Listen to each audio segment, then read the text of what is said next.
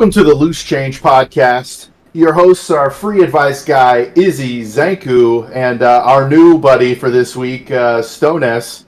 Stoness, I don't know if you want to go ahead and introduce yourself, let everybody know what you're about. Well, I guess I'm just a variety streamer. I mostly... I don't even know where to start. Put me on the spot right off the rip. I like to make music. I got 6 kids. I spend most of my time on a motorcycle when it's not some winter time. And other than that, I just do a lot of driving. Let's not forget the point that you're one of the only ones that aren't in the United States. You're in Canada, sir. So you provide a unique standpoint when it comes to a lot of our political conversations that we will have, especially in the current climate of our world. Yeah, that's for sure. I guess with what's going on in our 2 different separate places. Yeah, I mean, that's probably the easiest place to start off with, considering we have common ground there if you guys just want to jump right into it. The tariffs have seemed to backfire on us a little bit. I mean, for the time being, it's not like Canada has budged an inch and Trudeau has come out as about as stone-faced as possible. And you can tell that there's definitely rising tensions between the 2 countries. Well, the tariffs were canceled because Canada and Mexico agreed to enhance their border security. Mm-hmm. There are some people who say that was already agreed upon, so I don't really know if there was actual movements made or if the tariff threat made them actually do it or whatnot, but supposedly they're going to be controlling the borders more and trying to stop fentanyl and people coming through. Right. It seemed like the tariffs were more of a means to bring them back to the table and agree on something better for us. They were never really a long-term play. They were more of a stick to the ribs to get you to do what I want to do type thing. And I feel like that's been a lot of the things that Trump's brought to the table in the last couple weeks. He's definitely been very open about it, and it's weird to see this be the position we're in the current, climate of our country. What did we do? We've went from tariffs to banning trans athletes to removing them from the there's just so much going on in our country actively. It's hard to pick one point, but at least it seems like Canada and Mexico are at least willing to negotiate now, and we don't have to worry about a 25% tax on everything we bring into the country, considering we bring in tons from Mexico and Canada. Well, that's the thing. We actually don't. I believe they are 4% and 7% of our total imports, respectively. I forgot which is which. If Canada was more, Mexico was more. But Canada and Mexico send 70+% of their goods to America. So a tariff war or a trade war is not something those countries can win. They're very heavily dependent on the U.S. Right. It looks good, I guess, in the media to act like they're going to put more tariffs on our stuff, but we'll see how it shakes out. Yeah, it definitely put Trudeau in a position where he had to come across as a lot less pleasant and friendly as he normally does come across in the media, which was kind of strange from I don't follow it a ton, but I've definitely been watching a lot of interviews, and his demeanor definitely seems much different than it has been in the past. I think a good question to ask Stoness here is, how do you feel and how do the people around you feel about Trudeau saying he's going to step down and not run for re-election? Most people are happy, to be honest. I honestly don't really care. I mean, no matter who they put in, it's just going to be the same shit show over and over and over again. Doesn't matter who's in power. I mean, you don't think what's his name, Pierre, Olivier or whatever his name No. is change agent? No. come on, he has such a distinguished last name. Paul Revere or whatever. Yeah, Paul Olivier or something like that. But You never He eats put a apples French while guy. he's That's what talking we were trash told to the around. media.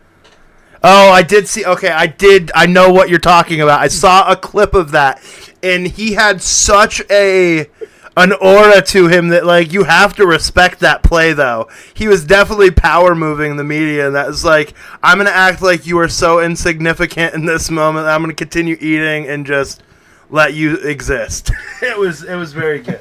I very much enjoyed that. But My man was a mob boss in that moment. oh, 100%.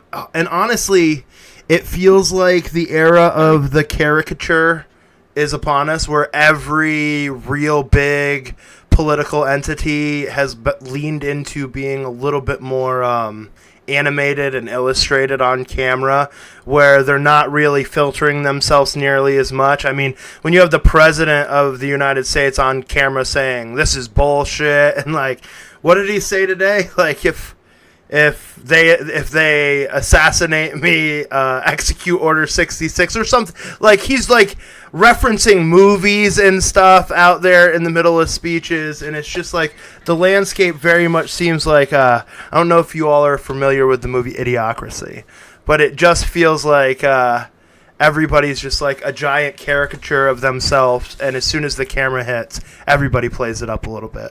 The guy that we were interviewing for the new head of the FBI, they televised that whole interrogation and vetting process, and he was the same exact demeanor. He was literally just so this lady was asking him direct quotes that he had made, and he would just dance around it with a smile on his face and was so smug. And you just knew there was nothing that was going to be said to him that was going to rattle his cage. And I really enjoy that's where we're at in current politics. It makes me feel more like I'm watching wrestling than anything. Who's going to cut the best promo week to week? I think that's part of the issue with these Senate hearings is nobody's actually doing them with a open heart or an open mind.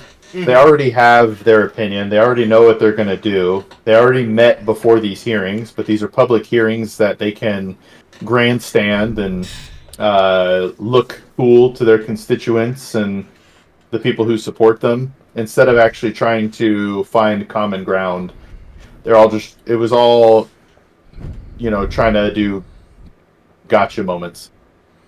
Right. So the problem with most political entities at the moment is everything is driven by impressions and clicks.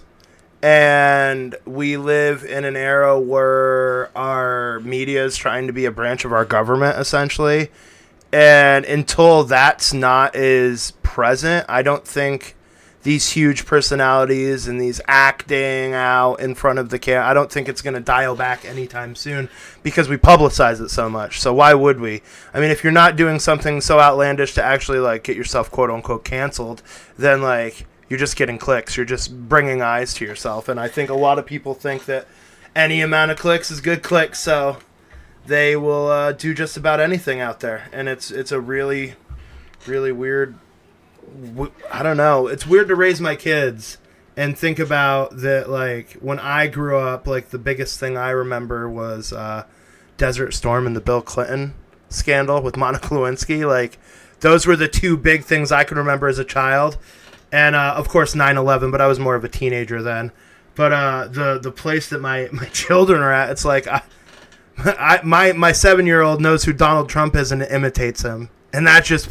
I find it just dumbfounding to me that that's where like the culture is, because they see him on TikTok, they see him on YouTube, they see him all over the place giving speeches, and they'll just do his mannerisms, do the hand gestures, do the face motions, and all that. It's just we live in a weird time, and I think our government and the state of the economics and everything is a reflection of that. Yeah. Shane Gillis did does a great impression. Oh, Yeah. so good. Yeah, absolutely. Him and Adam, I can't think of his last name, but they both do Trump and Biden so well. Them on Kill 20 together was just such a such a crazy episode. It made me laugh so hard. But yeah, that's in and of itself. Like, we have like straight up comedians out there dressed as our president and stuff, like getting huge reactions because of how funny it is to see this kind of media pushed and be successful. But to each their own. If it works, it works.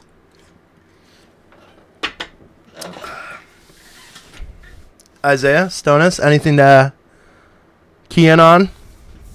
Like I said, when it comes to politics, this is actually where I hear about a lot of things. So, unfortunately, I don't have a lot to add in on the topic.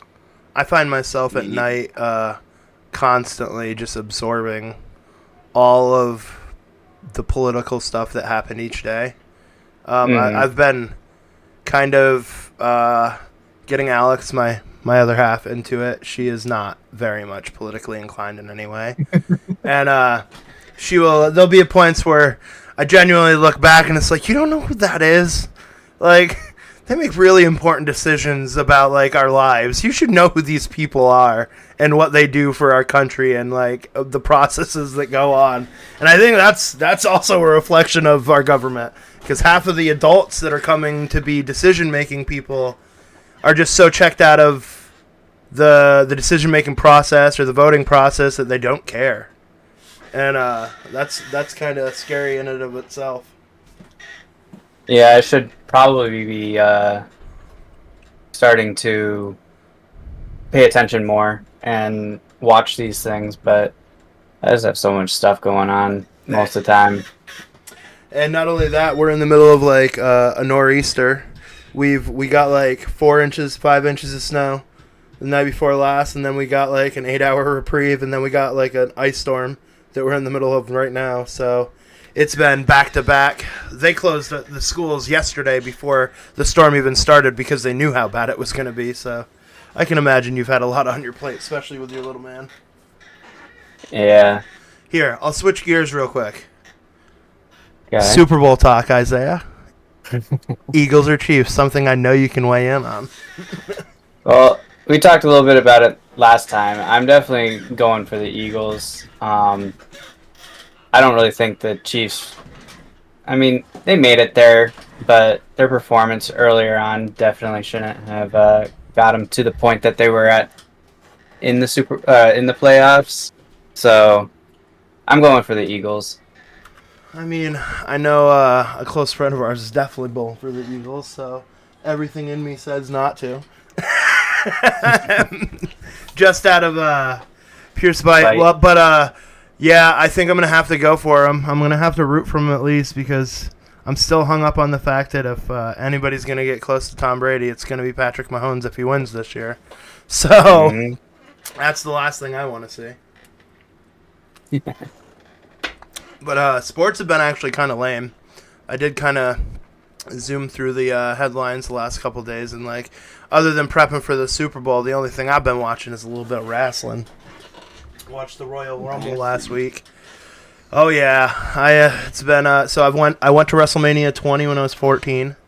My first real memory of wrestling was I was like 5 or 6 and walking into my grandfather's, and he has like the Hulk Hogan like wristbands and headband and a tearaway tank top for me and my brother.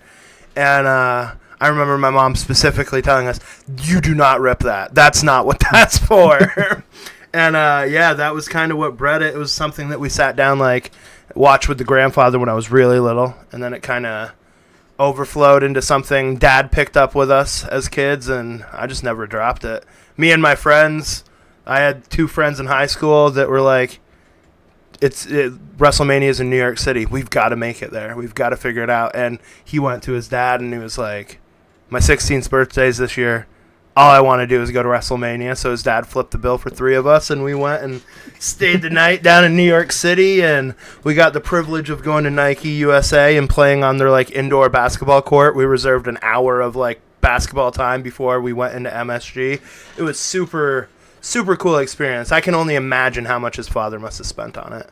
But yeah, there's been key moments that wrestling has just like been big, weirdly in my life, so I've kind of I kind of push it onto my kids too. My boys will be downstairs slamming each other on the couch and doing suplexes. So it's the things that I did with my brother and sister. So I'm gonna keep the tradition rolling, so to speak. But it's one of those nerdy hobbies. No, go ahead. Sorry. Hey, no worries. I watched wrestling when I was like real young with Bret Hart, Owen Hart. Absolutely. Undertaker, I guess, is still around, but I'm talking like the early 90s. Yep, and absolutely. then I again watched in the late 90s, early 2000s, which I think it was called the Attitude Era. Yep. With Stone Cold and The Rock. Absolutely. I don't know that wrestling can ever touch that again, and I haven't really watched since. All right, so the current landscape of wrestling. So I don't know. It hasn't pinged me again. There's never been a ratings era where they've touched the Attitude Era's numbers, because that was just like something. It's the heyday. It's the golden era of wrestling. But they're calling this the Renaissance because the last couple pay-per-views have drawn so many buys, and their numbers are sniffing right around where they were during what they call the Monday Night Wars, WCW versus WWF, when wrestling was really hot during the mid to late 90s. And so the current landscape, there's 2 or 3 companies out there, and it's been almost 15 years since there were like 3 viable options to watch on TV. So competition breeds success. You gotta strive to be better than your competitors. So it's been good for the current landscape. I've definitely really enjoyed watching it. Weirdly enough, just their WWE's under creative control by the people that you were talking about watching. So the 3 creative control officers in the WWF currently are Shawn Michaels, Triple H, and Stephanie McMahon. They're in control of everything day to day. So realistically, the people we watched as we were growing up, or watching wrestling develop, are now they have the keys to the house and are running wild. So it's really it makes sense that it's getting good again, because the people that made it great when we were watching it are now in control of the product. And Vince McMahon's been out the door for about a year now, and it's very reflective in the current products and shows that they've put out. I mean, they got a deal with Netflix. Raw's on Netflix every Monday night, and that was like the biggest deal that they've ever brokered, outside of the fact that they were bought by TKO and are partnered with UFC and all that fun stuff now. So huge moves on their part, and the culture picked it up again is really what it is. The internet picked it up. A lot of people are like, the internet's responsible for its resurgence. Lots of clicks, lots of, shorts being watched that breed people, going out and looking into it. And it's made it fun for me, because there was a good 10, 12 years where I didn't even get to breathe a word about this, because it was just not cool. Like, you don't go and tell your buddies that you're going home to watch wrestling for a long time there. And it's kind of funny that I'm seeing them now like on Good Morning America again, or ESPN. You'll see like a champion every once in a while giving an interview, and it's just kind of weird. But so I can't really input on the later part of this, but like growing up, who was your guys' favorite, or start when you guys were watching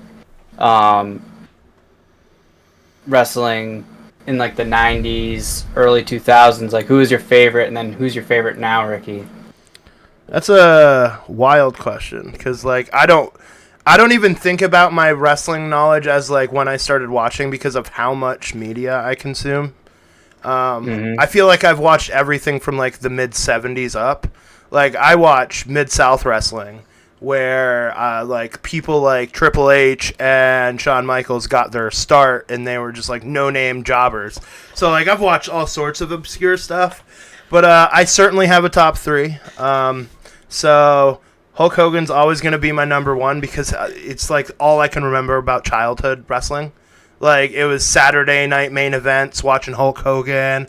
I watched the Skydome WrestleMania with my dad and cried that the Ultimate Warrior beat Hogan and won the belt from him. So like impactful moments in my childhood. But I watched John Cena put the Big Show on his shoulders and FU him in Madison Square Gardens, and he immediately became my favorite wrestler as a teenager.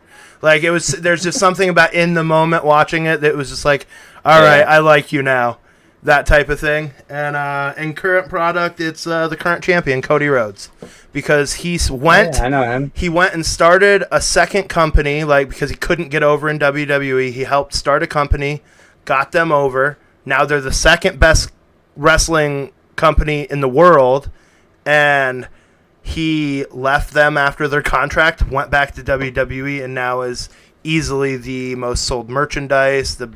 He's all around the biggest draw that they have. And back in the 90s, you don't leave the company and come back like that. That's just not something you did. Shawn Michaels lost 6 years of his career because he took his ball and, quote, went home, as Vince McMahon put it. Because he said he didn't want to do business, so they just wouldn't put him on TV anymore. Kept him in contract on lockdown and said, we'll pay you to stay home. So the current landscape absolutely did not reflect what it was when we were growing up. It's very nice. You see inter-promotional pay-per-views. The Royal Rumble was last weekend, and TNA, the number 3 company in sports, wrestling, all that type of stuff, they had 6 or 7 entries in the male and the female Royal Rumble. Their world heavyweight champion showed up on the WWE Royal Rumble as number 30 and had a couple big spots before, of course, the WWE champion throws them out and makes them look better, that type of thing. But just to see them come out on a different company's broadcast is just not something you would see in even 2 or 3 years ago. So it's cool to see where it's at now. And Triple H is getting inducted as a creator into the Hall of Fame this year, and I think that'll be pretty cool. Oh shit! Yep, he turned around the current product. He took it out of the quote unquote PG era, and he lets him say shit and suck it again. So that's where we're at. But I also know that wrestling is a very difficult topic to bridge a lot of gaps. It's a very niche thing for a lot of people, so we don't have to harp on it for too long. I see that we have a topic up here: the impact of social media on mental health. Do we want to segue into this? I know we were talking about everything being driven by impressions and clicks just a little bit ago, so it sort of feeds right into the same thing. I'm not sure who brought this to the table, but was that Jeremy? Was that you? I kind of want to make you talk, sir. So, what are your thoughts on this, sir? Bad. Social media bad, said the caveman. I mean, I would agree with that much. I have to limit the amount of social media that my children get because it's very clear when they've had too much time on the internet. And well, I'll tell you this right now. My kids, I got 6 of them, right? And they all got iPhones and tablets and games. Mm-hmm. All are addicted to YouTube. And I'll tell you right now, Roblox and YouTube are terrible for children. Oh, I will absolutely agree with that. I have had to explain to my children so many times, just because you're playing a kid's game with somebody doesn't mean that that's a kid. And just because you think you trust somebody on the internet does not mean you tell them your name, your location, any of it. It's we don't do that here. Because you never know who is behind the avatar. And you got the games that have minimal maturity level, but they're fucking chopping up your mother and shit. No, I know. I find it... Kids games, man. I find it crazy. I've caught Jordan playing essentially Grand Theft Auto 5 but in Roblox, and it's I don't want you playing that. Stop. Don't. You're 7. Let's worry about something other than stealing cars and beating up pedestrians, please. I don't want us to do that. But yeah, that's rough. I think it's difficult when everybody sees one another constantly glued to that device, constantly on a phone, on a screen, looking for that instant validation from posting the absolute most obscure things. So I feel like that a lot of people's happy button gets pressed by posting and seeing that number go up, and I think that's a lot of people's problems. My kids... oh, my bad. Izzy, go ahead. No, I was just agreeing with Ricky. You're good. I think I agree as well, but we go a step further. My kids, I mean, my oldest one's 5, but we don't let them on tablets or phones or anything like that. We don't even want to begin going down that path where they're locked to screens. Like, I hope my wife's okay with me saying this, but our kids don't even watch TV. Like, Good on you. we try to Good. we try to get them to do stuff, and How do you How did deal you do with that? them? go ahead. Do they ever come back and give you the "but everybody else gets to" type thing? Like, never had to deal with anything like that? I imagine because you started it so young, there wasn't much room for that, so they kind of just, it was the norm. But I definitely tried to restrict a lot of screen time at certain points. You know, when we're not doing the best in school, when we're not behaving the best, I try to enforce screen time limitations. But my oldest tends to lean into, but what am I going to do? You know, that's where all my friends are. Like, that's almost every answer that I get. And it's very difficult for me to, like, yes, I can relate. And I also get, well, you spend all your time on your computer. Why can't I spend it on my phone or my PlayStation? So it's such a hard tightrope to walk trying to be a content creator and raise kids in the state of the internet where everything is pushing some crazy agenda, or you're constantly looking over your shoulders to see what, okay, this is a kid's cartoon, but, like, is it really a kid's cartoon? Like, what would it, we had that ElsaGate stuff back a couple years ago where people were posting Spider-Man and Elsa videos on YouTube, but 2 or 3 minutes into the videos, it would turn into Spider-Man and Elsa running around and killing things and, you know, chopping people's arms and stuff off. And, like, mothers were walking into rooms and thinking their, you know, kids are watching something good, and it's absolutely some of the most horrendous stuff that you could possibly see. So, yeah, it's weird. I definitely, as weird as it sounds, I feel like I filtered my daughter a little bit harder than my boys because my boys didn't lean into it as much.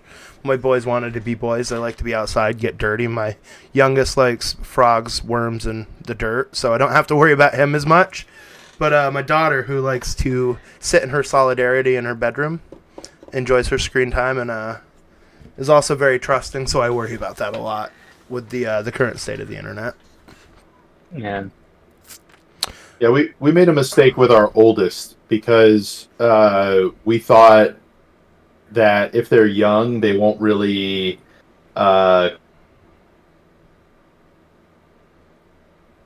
connect to what they're. Second kid, we watched Cobra Kai, and my oldest would then say, "Fight, little brother," and would, like, start punching and kicking in the air, and we're like, "Yo, what is this?" And that was it. And we weren't watching much. It was like an hour to maybe 2 hours a day early on in his life. It was always around when we were eating. But then once he did that, it's been no TV for any kids. And there are actually studies out there that show screens change children's behaviors. So 100%. once we went down that rabbit hole, we were done. Yeah. Isaiah, with Cade being a lot younger than my kids, how do you, I mean, I know he's got his tabby, but how do you enforce the limitations on him? Because I didn't give the kids, I mean, I don't think they were quite Cade. They were probably a little bit older than Cade when they got their first tablet because my boys were really destructive. Your Cade's not like that at all. But I know that he has one, so I'm just curious how you go about it. So, Cade has some oral problems. So he did not take to talking as young as, or it took him a little while to start talking, but then when he was talking, it was more gibberish than anything else. While other kids at the same age were talking well. So he was exposed to screen time when he was, like, really little. We used to watch YouTube. but only educational things. One person we watched was Miss Rachel. She helped me learn how to go about teaching Cade how to pronounce certain things, and everything on her channel is all through song and stuff. And then as he got older, we did get him a tablet, but everything on his tablet is he has puzzles, he has like everything on his tablet is educational. He's downloaded a few streaming services, and we just delete them, but every once in a while we see him watching like some form of education on his tablet, so he's pretty good about it. We did end up taking away YouTube because he ended up skirting around the Miss Rachel and other what was he going through recommended and just like yes. Yeah, and I've had similar problems like you were saying. It started off with Minecraft, and then it went from like Minecraft to like this weird like sketchy house that turned into a spider, started chasing people, and he voiced that it was scary, and then he started having night terrors shortly after, and we stopped YouTube immediately, and he's been perfectly fine ever since. He has his tablet and he watches Blippi, Mika, stuff like that. But yeah, no, his screen time's definitely monitored heavily. Yeah, I imagine so. In my household, I find myself to be the primary parenter, if that makes sense. Not to say that their mothers aren't involved. It's that they never have assumed a role of authority, if that makes sense. Mm-hmm. They've always been the passive ones, and they've never really the friend.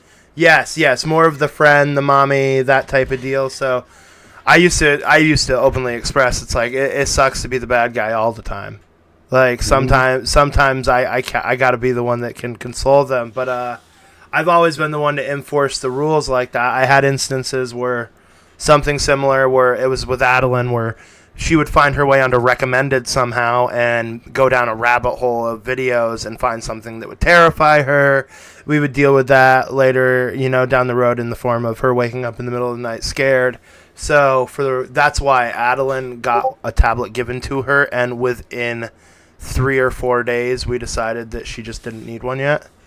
And we waited a couple years more after that until she was ready for it. I don't know if she was ready for it, but we had given her brother one, and it felt very unfair to tell her no at the same time. And that's what something I was talking about earlier, where everybody sees everybody on a screen, so it feels very difficult to regulate them to not having it or not doing something. I made my kids go outside and play in the snow today, and I felt horrible because my son looked at me like, man, I have a snow day and you're really making me go outside. I can't play online with my friends. And it's like, yeah, go outside and play with your brother, please. Like, that's what I want you to do. Or invite some of your friends. Yeah, and what's worse is they had a blast. They had a blast out there. They spent like 3 hours outside on and off. But, that would have never happened if I wouldn't have forced it upon them. And that's really difficult because everybody's, we're always online. I mean, it's just one of those things that, like, the internet is a necessity now, so you kind of are always plugged in some way, shape, or form. And it's upon us to make sure our kids are not.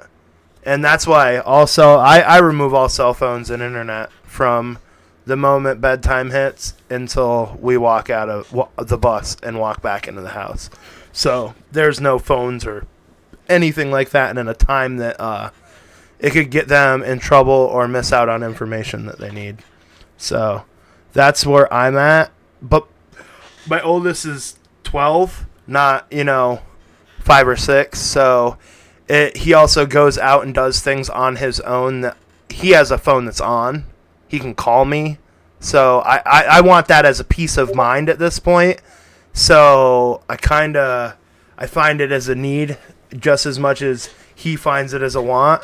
So that's a hard card to deal with too, because I take it away often, but then he's like, okay, I want to go hang out with my friends, and he's gonna walk a mile or so across town to go hang out with his buddies, and it's like, well, take your phone, because if you need me or don't want to walk home, you need to have some way to get a hold of me. So yeah, it's just super weird that we know we don't want them on him all the time, but we also feel bad about not having them on him or telling them not to. Free doesn't seem to have that problem. I really wish I was in that position. But once you open the floodgates, by God, is it hard to close them. Yep. Once they have them. Social media is not real. The only reason I'm on any sort of social media is because I want Free Advice Guy to get out there. I want to change the world giving free advice, and nobody can find out about you if you're not on social media. So I don't have like a Luke's social media. It's all Free Advice Guy. I've been off social media for like 10 years, and I don't ever want my kids to get involved in it. It's just fake, and it does no good for their mental. There's no positive to it. Even the things you're worried about are negatives. Like, oh, I'm missing out. Like, that's okay. FOMO's not real. Right, okay. right. You're 100% right. Everybody gives false impressions. Like, they don't show like the nitty gritty of their life and stuff. So I think that's what you were saying. But yeah, Oh yeah. I just don't go on anything anymore. Well, that's what scares me for the kids, because like we know to not take somebody at face value on the internet. Our kids don't. Our kids are they're being brought up in an era where it feels just as normal to be on that phone or tablet as it does to be out in real life. So they don't differentiate the same way, and that's terrifying to me. Like where I see my daughter do something, like sometimes she gave her name to somebody that I genuinely had tears in my eyes as I'm explaining it to her. I was like, Adeline, there's nothing I can do to take back what you've done. And if this is not a good person, there's not now there's just one more thing for me to try to protect you from. Like, I'm supposed to be that shield in between you and bad people. And if you're not letting me do that as your parent, it's very difficult. And I just remember hugging her and explaining her, I know you thought that person was your friend, but even if they really are, a little girl just like you, 7 years old, someplace in this country, world, whatnot, you still don't give them your name. You don't tell them where you live. You don't do any of that. That's never okay, and it's never an option. And I don't feel like I ever needed to be told that. And that scares me. That was just common sense. You don't do something stupid like that. And I don't think that it's a lack of common sense on their part, because I've tried to instill that, the best that I can. I think it's the culture that they're growing up in that just is constantly plugged into the internet, constantly interacting with a keyboard instead of words. And that, my daughter walks into the house and she spends, I want to say 2 hours a night on phone with 2 or 3 of her little girlfriends from her class. In a little group chat on one of the apps that they use. And I'll walk through the living room and I'll just hear little kid talk. And I'm like, at least I know these kids' parents. And that's the only real barrier I have. It's I have to make sure every human that you're interacting with, I vetted through and know exactly the source of, or it could just be anyone, and that's Yep. I feel like it's especially, like I said, terrifying for my daughter, because you obviously just feel like you're supposed to protect them a little bit. My boys, I feel like I'm raising them to protect themselves, but she's soft, she doesn't fight, makes me want to protect her even more, and she's so trusting, I hate it. Yeah, the other thing, too, is being a financial advisor. Mm-hmm. I see things on social media. I know how much people are making, and then I see that they have this extra expensive house. They have 2 brand new car payments. They have memberships to these clubs. I'm like, I know you can't afford this. I understand your lifestyle. This is strange. That's really when it opened up for me, is as a financial advisor, seeing people just lying or trying to make something look better than it really is. And it's So like, I can't be a part of this. it's wild how much of the internet money machine is predicated on not real people earning you fucking money. That's crazy to me. It's dumbfounding how easy it is to trick the system into thinking you've got X amount of Y and just watch the dollars roll in, and it breeds people in the direction of like being con artists, essentially. Yeah. Like that's what it brings out of people. It's like, let me see if I can grift my way on the internet, and fingers crossed I don't get caught in the process. But it's okay because I can make a new account later if it does happen. So that's the era of the internet that we live in, and that's scary. Yeah, and then what's on your mind, sell it to Stoness? children. They primarily sell it to children too. Naive children. What Zanku's talking about. Yeah, a good chunk of advertisements. I mean, Free, you probably know more of the numbers end of it, but I just know how crazily full of advertisements that, like, anything, any game, any video, anything that my children interact with, they're like boxes all over screens pushing so many different things for you to click and come to another thing where you can download another thing. It's just everything you're talking about. Yep, it's just wild. I took my daughter's phone the other day and like scrolled through 3 pages of apps. I'm like, I have 9 apps on my phone. What do you need these for?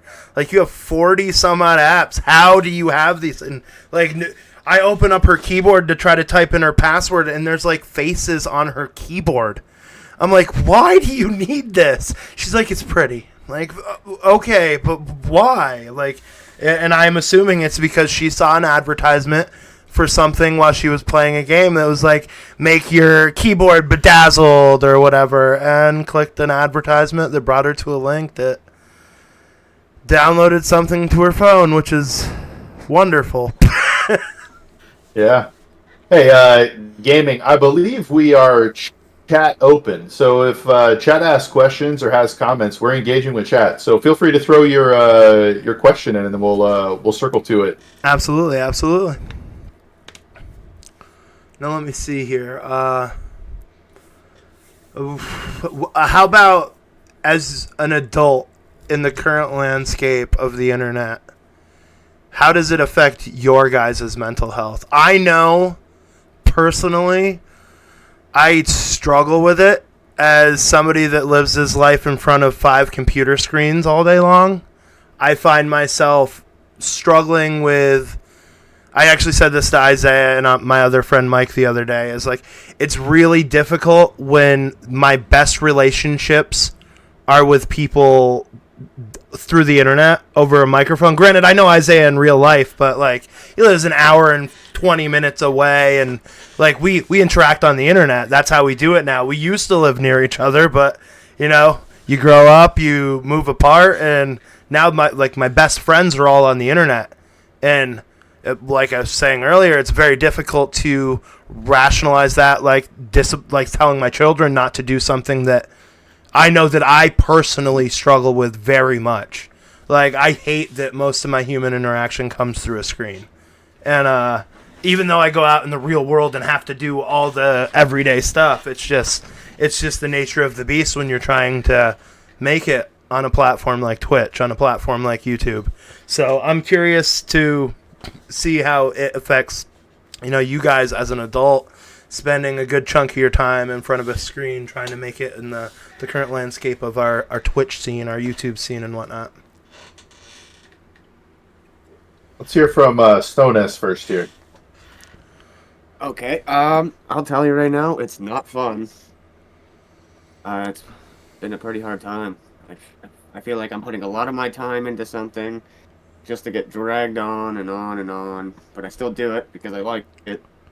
But it probably has I think it has like a very bad effect on me.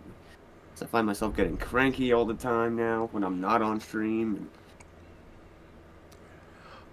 And I think it I was find it really, hard to switch off, yeah, to right? walk away Like, from having it and to have it not on your mind. Like, right when that's you're trying very to do difficult. stuff, but you're like, ah, shit, my stream's probably gonna crash, or I know that feeling all too well. But, yeah, just, or, like, I constantly am more worried. Like, I will go to sleep thinking about what I should have done throughout that day for the stream, for, you know, making videos, whatnot, editing, doing whatever you you will. But, yeah, unplugging essentially feels like it's. I don't know. I don't know the last time I did that it wasn't forced upon me. You know what I mean? Yeah. Gaming. yeah, I'll circle back to. Oh, go ahead. Sorry. no, you go, no, you do it, you talking about. I was just telling Gaming I'll circle back to him. Please finish. I was just telling Gaming we'll come back to his question. Yeah, yeah. Oh, and adding on to what Zanku said about like the online friends, same boat. I friggin' pretty much cut off most of the people in my real life because they didn't really like do anything for me, or I didn't do anything for them. They were just there or wanted something from me. So, yeah, same boat. Most of my friends are like in the States because they're all friggin' streamers or gamers, and that's difficult. So I get what Zanku saying earlier. I just feel like growing Yeah. up. So Oh, I go don't. ahead. No, you go ahead, Zeki. I was just gonna say I feel like growing up, we had a lot more person to person interaction because you couldn't just shoot a message over a phone. You had to be there with somebody or like actually make a phone call and use your voice and use your words. So it's just like now that the ability's there, it's hard to come back from it. Sort of. I mean, I have friends in real life, and one of my best friends, he lives in Virginia.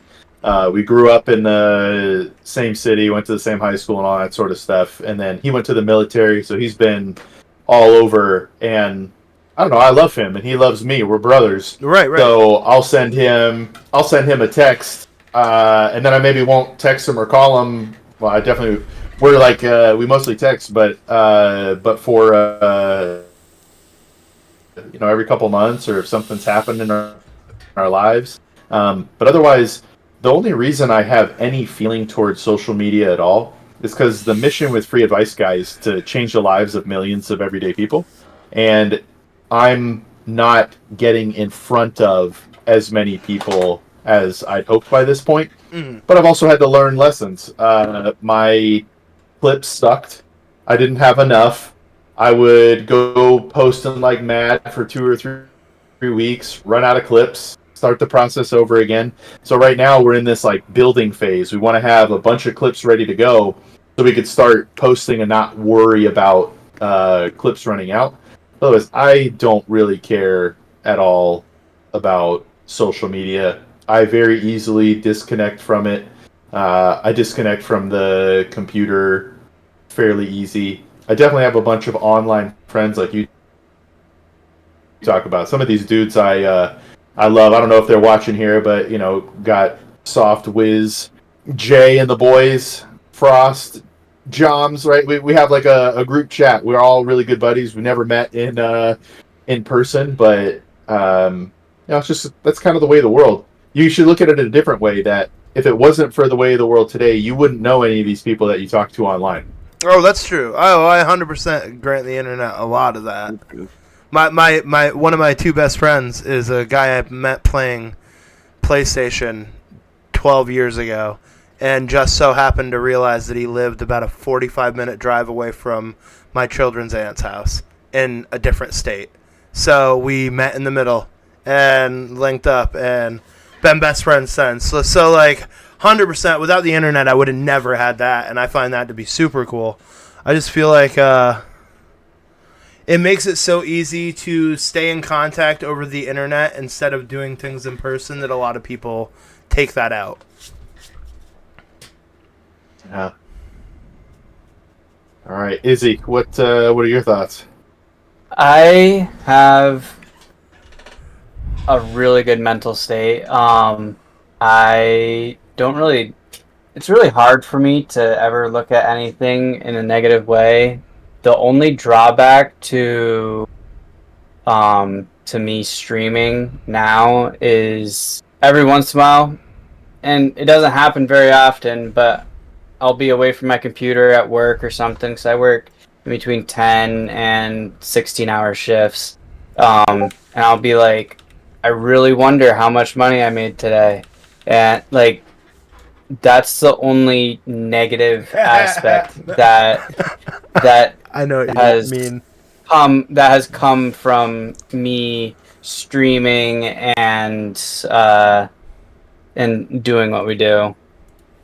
Other than that, like, I think I have the best, like, I think I have a very healthy mind compared to everyone else around me. So I got jokes for that, but I'm gonna let it go for another time. Honestly, you being a core group of like my actual friend group outside of the internet, easily you definitely have the more positive outlook. I know when I need to come to you. I genuinely come to you to make you tell me the things that I just don't want to come to myself. It's like, all right, we got to do the hard shit today, so I better go poke Isaiah and make him tell me the stuff that I don't want to hear. That kind of thing. So I know what you mean. You always spin it in the positive light. You're always like, well, maybe this is a good thing. That type of. So yeah. I wish I could do that. I feel like I used to be able to do that as a kid growing up, but that was something lost along the way.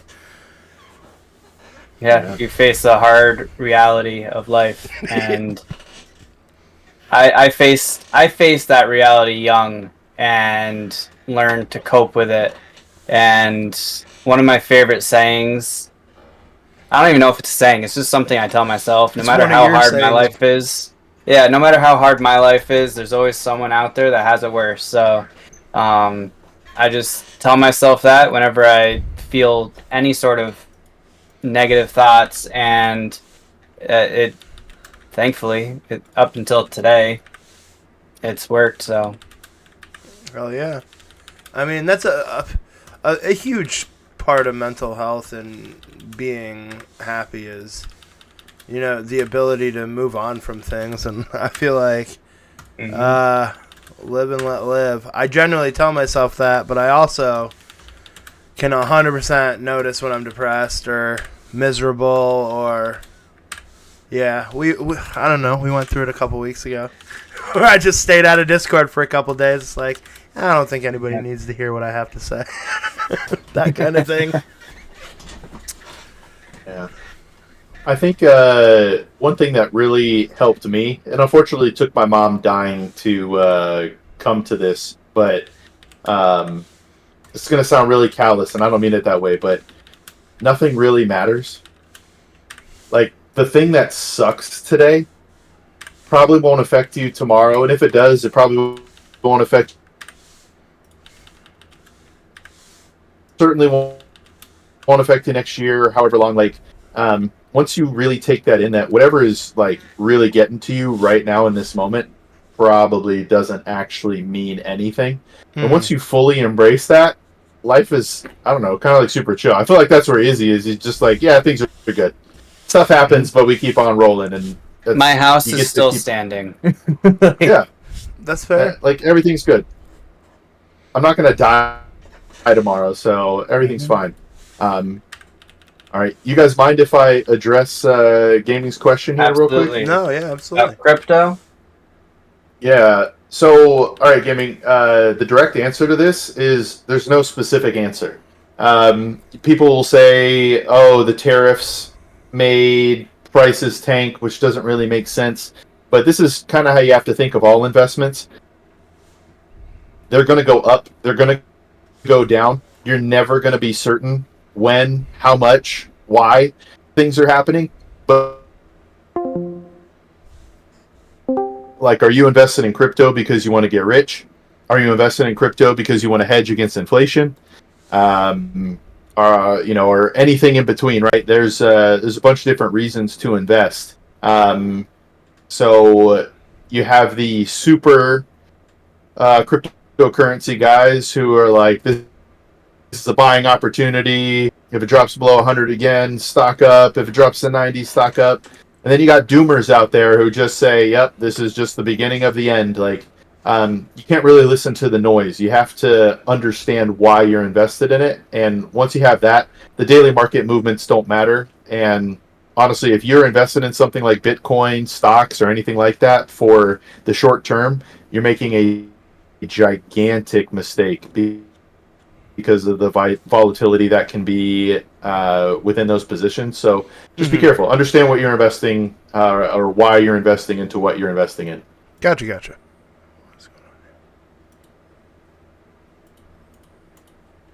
All right. I don't know if we'll have any questions on that, but I feel that'll do. We got time for maybe one more topic here. Yeah. So I'm gonna ask either Isaiah or Jeremy. You guys got anything specific you want to talk about? I got a little list I can probably pull something random off of, if I want to. But I figured Jeremy being. If not, I have a. Go ahead. I did want mine. I'll go. Two, actually, I think. I was going to say, if not, I have a question. It's sort of a fun question, but this hit me as I was coming up with topics for our conversation today. Perfect. I know the answer can't be AI. I'm telling you that right now. But what is the next technological advance you think that will have an impact on our daily lives? Like in the way that cell phones changed it, that tablets changed it, iPads changed it, right? The ability to be on the move. Okay. All right. Self-driving taxis. Tesla. I mean, Tesla taxis. I agree that's. I feel like regardless of what way our technology develops, that the era of the self-driving car is already upon us. Like, you can already in California, you can definitely get a self-driving Uber right now. So I imagine it'll be widespread soon. They're in Arizona. My buddy has a Tesla, and he's taken me on, I think, 3 rides now, where he has not touched the steering wheel. And it definitely responds differently than how I do. But it hasn't done anything really crazy. Ooh, gaming's got VR there. That's another good one. But it takes time to build trust. And he did it on the freeway. It was a little after rush hour, but still, like, okay, I'm a little bit anxious here, and it did well. So I feel like the next big thing. So VR is pretty cool. I agree with gaming. Like that's something huge that I feel like it's only going to develop more and more as we go. But I think the next step after that is going to be some sort of ocular implant that just streamlines the whole process, that removes the device. That if you're rich enough that you don't need the device, you are the device, that type of deal. I can't imagine that we're too far off. I don't want to say a chip. Maybe a smart contact lens, something like that. I feel like we're still a little far off from a chip being implanted into our brain, something like that. But I could see like VR or like imagine Google Glass, but in a contact lens. Mm-hmm. Yeah. That'd be safer than a chip, that's for sure. How would it be powered? Yeah, so I actually did think about that, and I imagine that it would have to do something with the electrical current that your body produces in some way. I don't know how you'd ever go about it, but before we could do that, we'd have to make a lot of steps before. But I just think we're a little bit away from something majorly impacting. So I feel like if it's gonna if it's gonna be a something huge that really is gonna affect day-to-day life, where like we're walking around using this constantly, like we saw what are the Google VR sets that people walk around using. Like those are cool, but they're still very big and clunky and awkward as you're walking around with them. I imagine they're still super cool to use, but I feel like they gotta compact that in some way for it to be life changing and it be streamlined for the main public and something in terms of like accessible like a cell phone.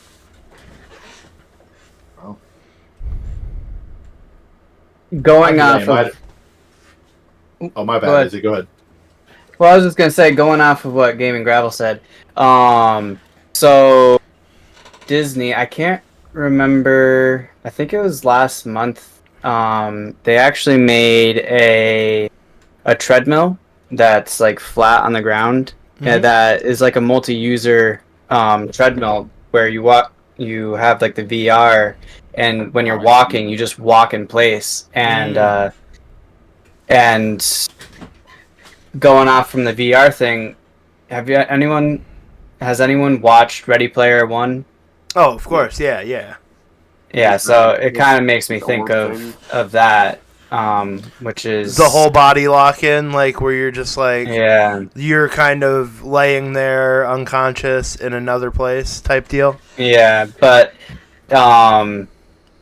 just life, if it gets bad enough, hopefully it doesn't get bad like that movie, but everyone just wants to be in the virtual reality. So I could definitely see it taking big strides with like multi-directional pads. If multi-directional pads are able to be brought into like the house. I actually have used one of those gigantic platforms. Me and my friend Mike at Hershey Park. They have 2 gigantic rooms, and they're giant platforms on. They look like scissor jacks. They move up and down, have gigantic fans and misters, and you put on huge headsets, and you have these handles that you're controlling that like you move whatever you choose to play in the VR. But yeah. I remember getting a genuine feeling of queasiness when the floor falls out and all of a sudden you're free falling and the whole platform drops and they start blowing wind at your face and all those senses hit at the same time while you think, your eyes see you falling. It gives you a genuine, that punch to the gut. I was like, and then you have to think, God damn, this isn't real. Yeah, if we're able to do that now, I can't even imagine where VR is going to go in the near future. My son and daughter are probably downstairs on the VR currently. Like, we have an Oculus too, and they play all sorts of craziness down there. So, yeah, it's already super accessible, and now it's just going to get better and better. Gonna be like we do have back in the day with Gerard Butler. Oh, like Gamer? Is that what you're talking about? Yeah. Yep. And we have it seemingly built into us for escapism, right? Everybody's always looking for a way out, whether it's sports, being on their phone or something. And if you can get locked into something that, if we can get locked into something that feels real, what do you think the chances we're already living in a simulation as it is? 100%. That might be a pretty topic high, for another actually. day. They're actually pretty high. I think Elon said he's like fairly certain we are, but I don't know. We can make our own like simulations like real life. So it's possible. It is very possible. It's such a rabbit hole to go down because like we live in such a weird place and time where it'd be so easy to fool you. It would just be so easy. So that's real, and that's why we're asking that question.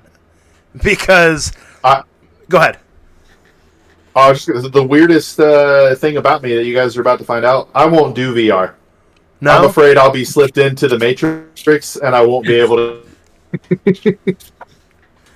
I like that. I come like out, that. and I won't Get an know either. Oculus. I'll be just VRing it, and I think I'm taking off the VR.